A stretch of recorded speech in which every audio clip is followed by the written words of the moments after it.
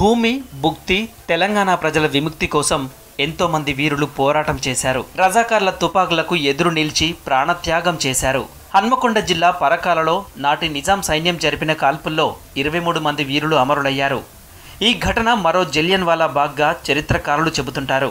వీరుల త్యాగాలకు గుర్తుగా గ్రామంలో అమరధామం ఏర్పాటు చేశారు. మాజీ గవర్నర్ చెన్నమనేని విద్యాసాగర్ రావు తన తల్లి చెన్నమనేని చంద్రమ్మ జ్ఞాపకార్థం 1988లో అమరధామం నిర్మాణం పనులు ప్రారంభించి 2002లో పూర్తి చేశారు.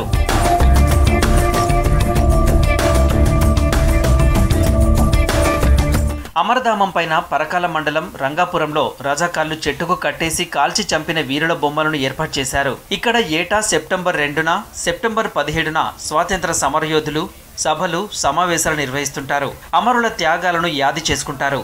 అయితే అమరధామం దగ్గర కనీస సౌకర్యాలు లేవు. వీరుల చిత్రాలకు రంగులు వేయించే వారే కరువయ్యారు.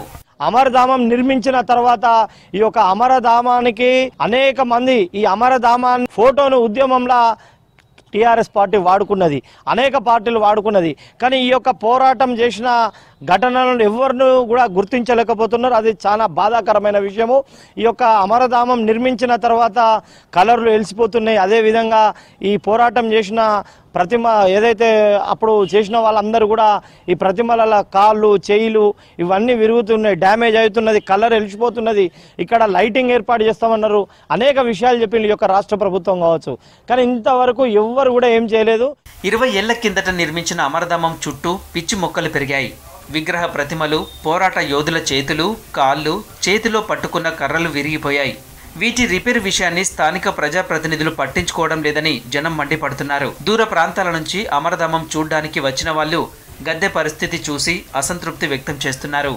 అనేక మంది పోరాట యోధుల వలన మరి అప్పుడు ఆనాడు మన తెలంగాణకు స్వతంత్రం వచ్చింది. ఆ స్వతంత్రానికి వచ్చినప్పుడు ఎంతోమంది బలైనలు, ఆ బలైనటువంటి ఆ రోజులలో ఒక సాక్ష్యాలను మరి ఆనాటి విద్యాసాగర్ రావు హోంశాఖ సహాయ మంత్రి వారి యొక్క తల్లి చంద్రమ్మ మెమోరియల్ ట్రస్ట్ పీరియడ్ మీద ఇక్కడ ఆ సాక్ష్యాలను మన కళ్ళకు కట్టినట్టుగా ఇక్కడ నిర్మాణం చేయడం జరిగింది. విగ్రహాలకు మరి రంగులు కానీ ఏమి ఇవ్వకుండా, రంగులు వేయకుండా, ఎక్కడన్నా చిన్న మిస్టేక్ జరిగినా కానీ వాటిని కాపాడకుండా, ఇక్కడ ఏమన్నా సరైన సెక్యూరిటీ లేకుండా వీళ్ళు పట్టించుకుంటలేరు. అమరవీరుల స్మారక భవనం ఇది. అమరవీరుల యొక్క స్మృతి కేంద్రము. భారతదేశం కొరకు త్యాగం చేసినటువంటి ఈ అమరవీరులందరూ ఇక్కడ ఉన్నారు కాబట్టి దీన్ని కలకాలం వచ్చిపోయే వాళ్లకు ఒక స్మృతి కేంద్రంగా, ప్రేరక కేంద్రంగా ఉండటానికి దీన్ని మీరు మంచి స్థితిలో కాపాడాలని మున్సిపాలిటీలకు తెలియజేస్తూ దీని చుట్టూ కంచె వేయించాలి, కొన్ని కూర్చోవడానికి తగిన ఏర్పాటు చేయాలి, దీన్ని లైటింగ్ ఏర్పాటు చేసి దీన్ని కాపాడవలసినటువంటి బాధ్యత ఉన్నది. తెలంగాణ విముక్తి కోసం పోరాడిన యోధులకు గుర్తుగా నిర్మించిన అమరధామాన్ని మరమ్మతులు చేయాలంటున్నారు ప్రజలు. ఇందుకోసం ప్రజాప్రతినిధులు చర్యలు తీసుకోవాలంటున్నారు.